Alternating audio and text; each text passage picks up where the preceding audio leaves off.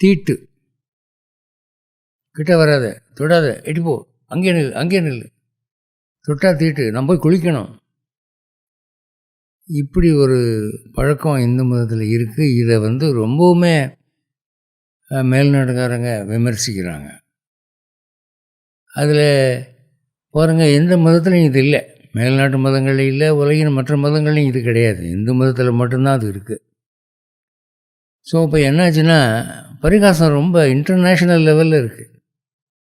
ஏன்னா மனுஷன் தொடாதுன்றான், இது என்னது என்று அந்த இந்து மதத்தை கேவலப்படுத்துவதற்கு அதை ஒரு சாதகமாக பயன்படுத்தி கொள்கிறார்கள். முதல்ல நம்ம தெரிஞ்சுக்க வேண்டிய ஒரு விஷயம் என்னென்னா, இந்த தீட்டுங்கிற விஷயம் ஜாதி அடிப்படையில் ஏற்பட்டது அல்ல. பிரபலமாக என்ன சொல்கிறாங்கன்னா, உயர் சாதிக்காரங்க, குறிப்பாக பிராமண ஜாதிக்காரங்க மற்ற கீழ் ஜாதிக்காரங்க தள்ளிப்போன்னு சொல்கிறாங்க. இது ஒரு ஜாதி வெறி அப்படின்னா இதுக்கு ஒரு லைபல், ஒரு அவப்பெயர் இருக்குது. ஆனால் நம்ம ஒரு விஷயத்தை பொறுமையாக கவனிக்கணும். பிராமணங்களுக்குள்ள